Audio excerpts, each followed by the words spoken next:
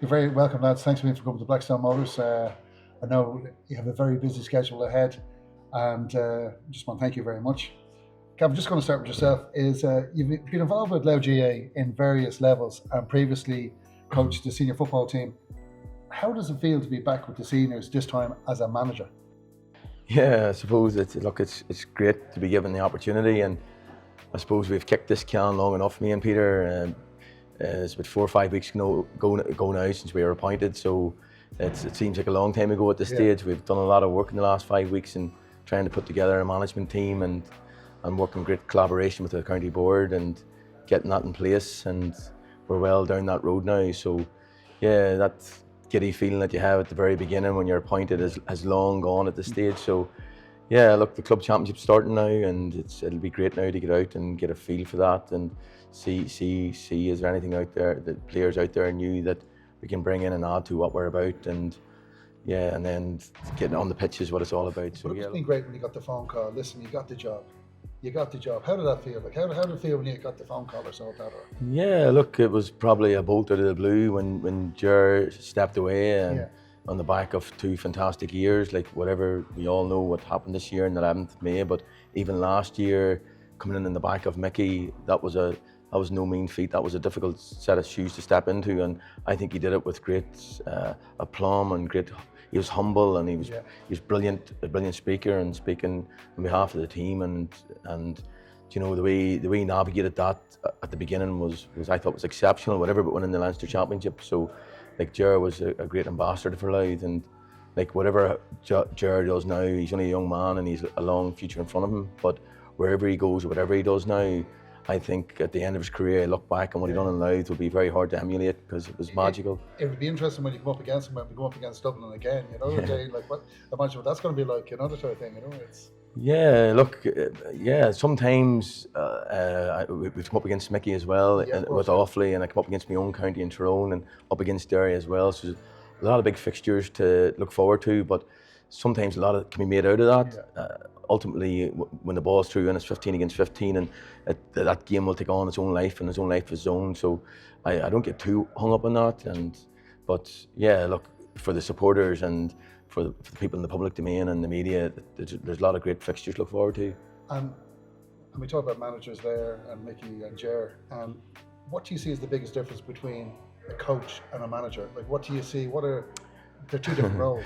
Or are they the same? Or were you doing the job? Yeah, well, no. They were taking the glory. Or they are 2 different jobs. Obviously, I was, like, being here tonight is in 2011. Mickey rang me when I was coaching in clubs in Derry, and he asked. I had a great relationship with him as a player, and then he rang me. I was walking my dog, and he asked me could he meet me that night, and I was like, geez, we have a club championship match tonight. And he says, well, I'll better ask you over the phone then. Would you like to come in and join me in my management team in Tyrone?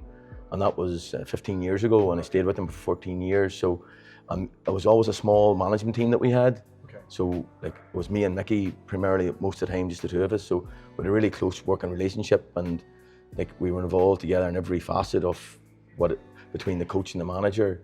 So, like, I'm very familiar with the ongoings as a coach and a manager, but yeah, like, being here tonight, it's a bit surreal driving up the road this evening and knowing that we're going to be facing the cameras and Mickey wasn't going to be beside me, because he normally is fantastic. He's in these environments, as you know, and he would take control in those moments, and I'd be a lot more comfortable in the pitch than I'd be in front of a camera. But look, I've probably done the longest apprenticeship in modern history. So years, if I'm not ready at this stage, I'll probably never be ready. But yeah, look, it's obviously a different feeling when Mickey's not around. I had a great relationship with him. So what are your main priorities now in the next few months in charge? And what is the culture that you want to kind of create or hoping to create, Peter? Yeah, so look, when obviously with being Leinster champions, it's given you a great base. It's given us the belief, because the Leinster Championship was probably always the holy grail for Louth. So to get over that line this year was phenomenal, and to see what it has created within the county, and just the buzz over the last few years, what it has done, and to see the jerseys and the gear, and it's fantastic. And now that's feeding down into, you know, the clubs and the schools, and you know, families now as well, supporting young children playing. So moving forward, like, I'd never say, you know, we're going to be going for promotion for Division 1 or going for titles, I think. And Gavin would always allude this, let's just day by day, let's grow day by day, let's, you know, improve our standards, let's create a culture where everyone wants to come to Davor 3-4 times a week. Let's just continue to grow, let's continue to improve. And usually football results look after itself after that, but yeah, we're looking forward to the challenge ahead. It's been a great year for Louth football with the under-20s and even the ladies or so. That, like, what do you put that success down to? Is it, and where do you go next from this? Yeah, look, I suppose when you're involved in inter-county, you're in a privileged position because you're getting the players, the elite players coming in. But where does it start? And I'm after alluding to it, Donald, the families. The game has to be nurtured somewhere. 100%. It's usually nurtured at home, and then it's fed into the clubs. And all these volunteers that give up so much of their time to coach, take players to matches. And then, look, some players then, boys and girls are fortunate enough to be fed into the academies, and there's been a lot of good work going on in the academies over the last number of years, and then you need the county board, and it's really everyone singing from the same hymn sheet. And when that happens, you do see the results on the pitch and off the pitch, not too far away. Obviously, we've a new stadium. Of course, hopefully we'll be ready to rock in 2027 or late 2026. So it's an accumulation of all those things. So again, it's important not just to stand still. We need to make sure that all the good work that has been going on in the academies, in the clubs, that we continue to grow that over time. Because it is a great day out. I went to the majority of the matches myself, and even up to Donegal, and as a family we packed the lunches and we could make a day out of it. And you didn't go by Sligo? No. I heard Daniel O'Donnell was driving the bus or something like that, but I'm not sure how true that was. But it's great, and I even see it in some clubs that we're involved with as well and stuff like that, and even from the grassroots, from the kids, and seeing the coaches and the hard work that they put in, the passion that they have, and the rivalry between certain teams and stuff like that as well. It all puts into one melting pot. I mean, all the guys from all the different teams, as one team as Louth. It's great to see it on the pitch, and as a sport, it's a great sport to watch, and it's like my little input, and we're glad to be sponsors of the team and stuff like that. It's so well run and managed. The last time Louth won the All-Ireland was 1957, and some of our surrounding counties, Dublin, Armagh, Meath, was there anybody else, and so on, that either won it or made it to the semi-finals. Why not us? Does this year's historic Leinster win give us a hope of victory in the near future? Is that too much to ask? No, look, winning, it gives you great belief, but you know, as I say, there is, you know, in the top tier, there's probably 5-6 teams that are just the teams that we hunt and try and chase down, and that's our job to try and close that gap. We played Donegal this year in Ballybuffet, and look, they beat us by 16 points. We were going really well at half time, down by 2 points, but it goes to show there is a gap there, and as I said, winning the Leinster definitely gives us great belief, and you're hoping that feeling that, you know, the boys internalise that and want more of it, but it's small stepping stones along the way, don't it? Gavin, you worked very closely with the underage set up in Louth. How important is that to the development of the senior team? Like, will you be looking to take from that, or like, where do you, you know, the pipeline and the success of the team, do you see that as a progression, or? Yeah, absolutely. Like, the underage is absolutely everything. I'm no different to Peter Fitzpatrick or Wayne Kearns or Aidan Rourke or Mickey Harte or Gerard Brennan. Like, when now I want to build my own team, I want to build my own identity within that, and to do that, I've got to look at underage. I've got to look at how we can breathe new energy and new freshness into the team.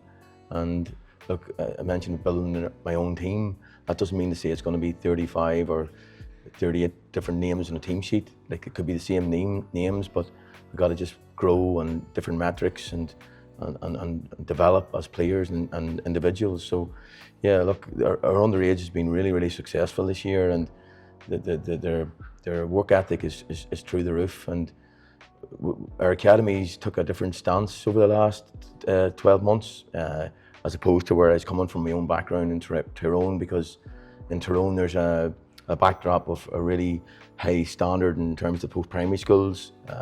I could name off 3 or 4 schools in Tyrone that are competing at Macquarie Cup level at the very top level. And here in Louth, we don't have one single, we've one school that's playing at Leinster A, so there's a gap there. And also in the club system, we've work to do. So we feel that for our players to get the maximum output, to try and get up the levels as quickly as possible or be ready for senior football, is that we've got to do more work in Darver, and more times to come together in Darver and compete against each other, the more growth they're going to get. So we couldn't look down the road and look at Dublin or Meath or Monaghan and see how they're doing things.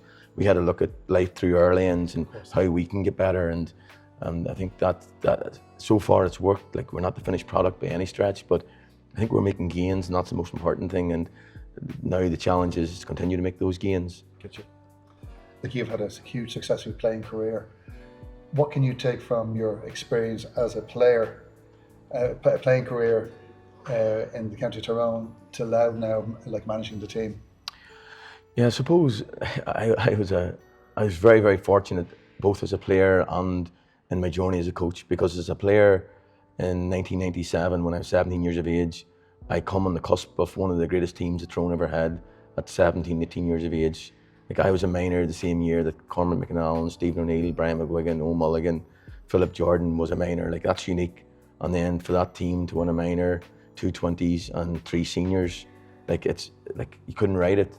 And then to branch out of that and go on my journey as a coach, and then for someone like Mickey Harte to ring you and give you 14 years, like who gets that opportunity? And I feel blessed, but now being an apprentice or having great experience is only good experience if you know how to use it. So with that comes a wee bit of pressure, but I do feel that I've been very fortunate in my journey so far.